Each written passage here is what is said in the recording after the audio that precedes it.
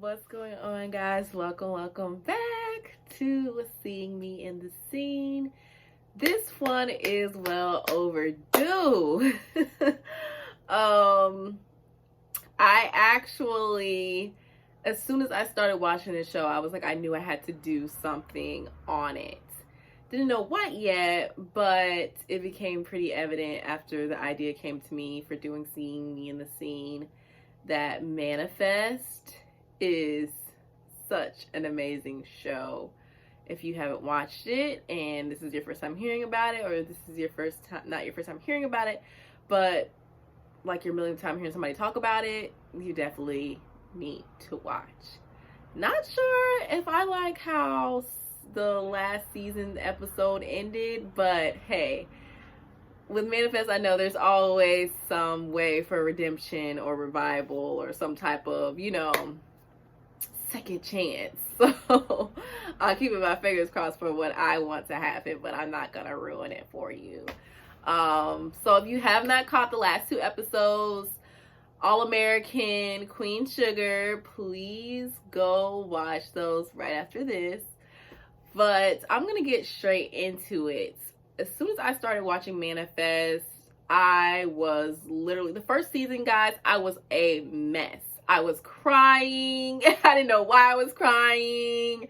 And it took me a little time just writing little notes as the show progressed that made me realize, like, this is God talking to me.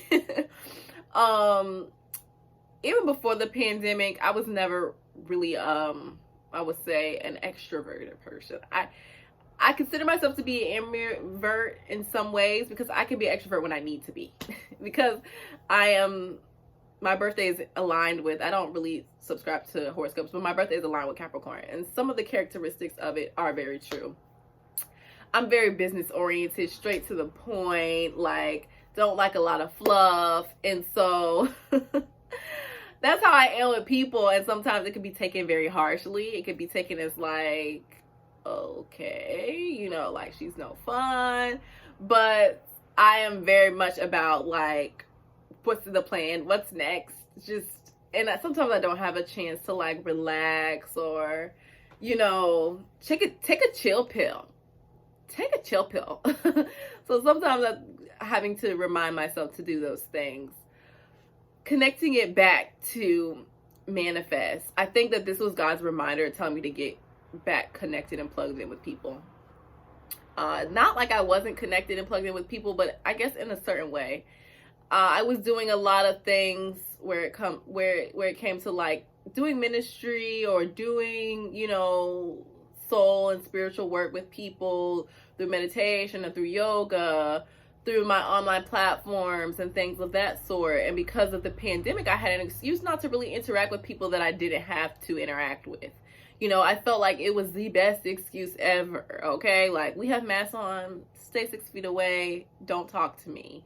And I really just don't feel like that is, and actually, let me take that back before I speak. I don't want to say it's not of God, because we are all protecting ourselves, right? And we never know how this disease might manifest. Like, we still don't know why people catch it or how they catch it. It's like to be an unsolved mystery still, right? And so as the months begin to as the news began to take place, and they would say things would get better and then it would get worse, it was just like, should I be talking to anyone? But I believe that Manifest gave me a certain type of hope, not only in things to pan out, but just in God. And to believe that if he asked me to do something, whether it's talk to a person or, hug a person or what have you, that things will always work out for my good in the end, for those who like are obedient and, love the Lord. So that's something that I really believe that God really was speaking to me in regards to this show. Get connected back to people. Very inspirational, inspiring. One of the characters that really,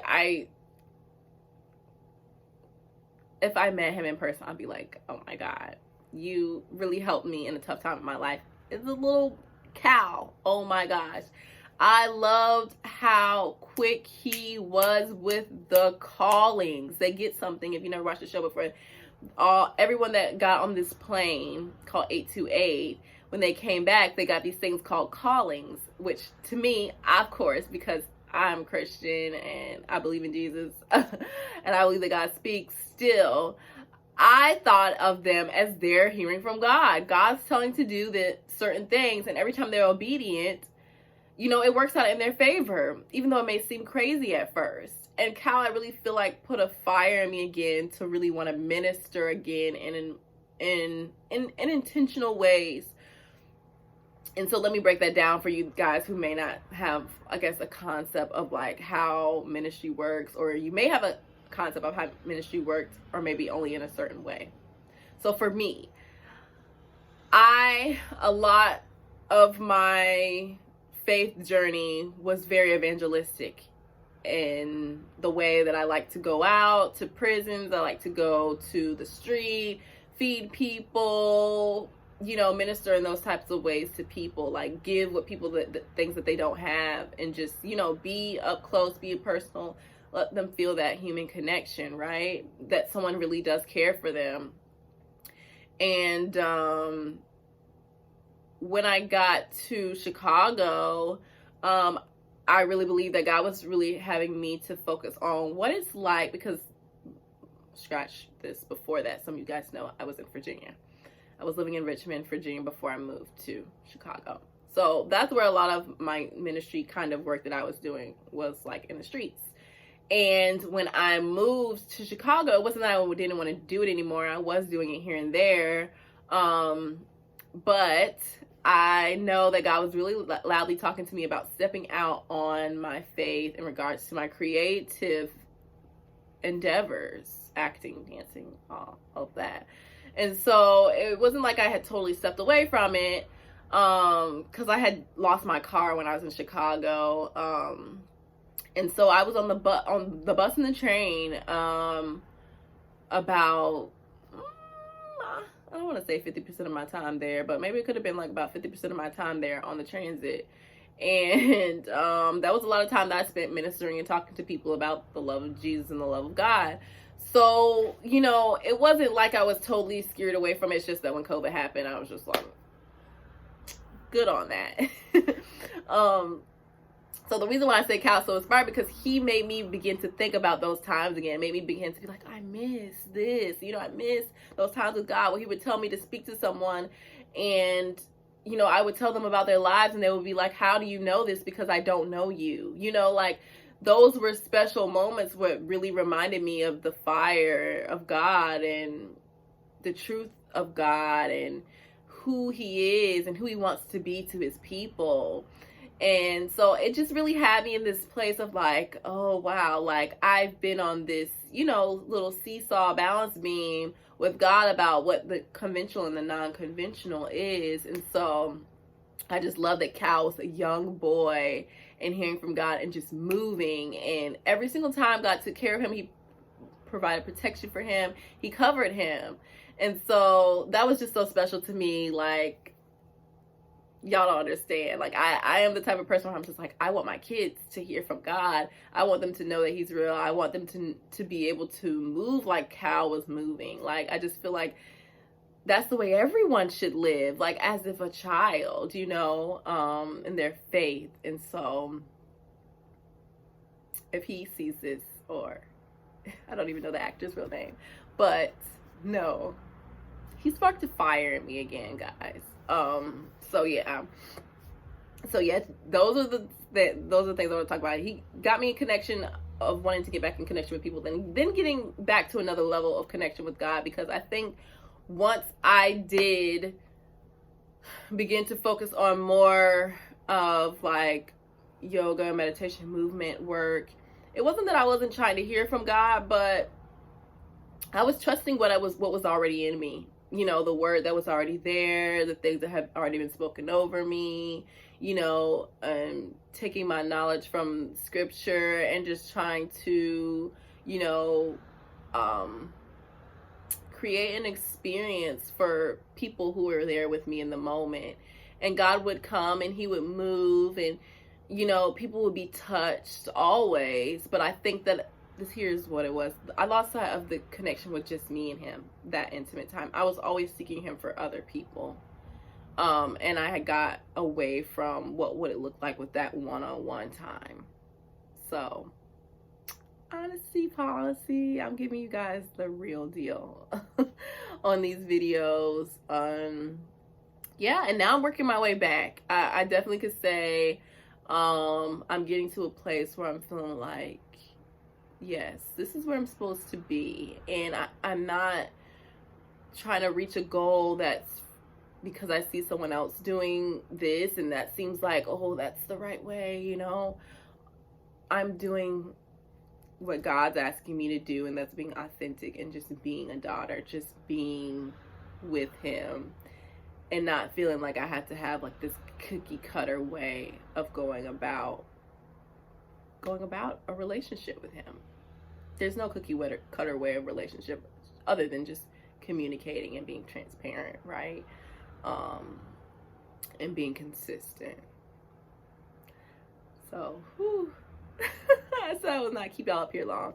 So the last one, I'm like looking at my notes behind me. The last thing is just that faith and science, right?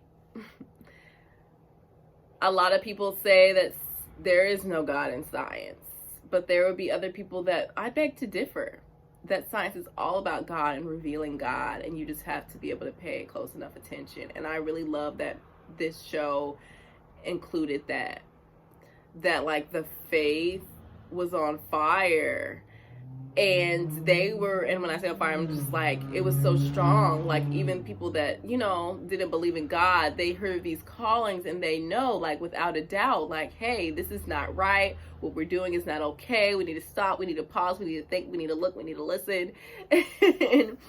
And science had always had to catch up with the miracle at the end. Something would happen, something crazy would happen, and they would be running towards where they were being led. And at the very end of it all, whether it was an episode or a series of episodes, God would always show himself to be strong. It's like, just listen to me and I will make everything that you're doing make sense. And so I connected this, of course, if you guys have been listening to my story, from Virginia to Chicago, back to Virginia. Like, that's hard. It's, explaining it and making it make sense for even me and my heart and the things that I desire and the things that God has shown me that I would have. So this show just reminded me, like, God is with me. He will not fail me, and that everything is gonna make sense in the end. He's putting all the pieces together and there's no good thing he'll withhold from me. He's working it all out for my good. And so that was the scripture that their mom, to the main characters, their mom said in the beginning of the series before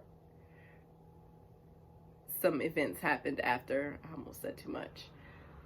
That scripture has been ringing in my ears the past couple of days, and I'm taking it with me throughout the new year.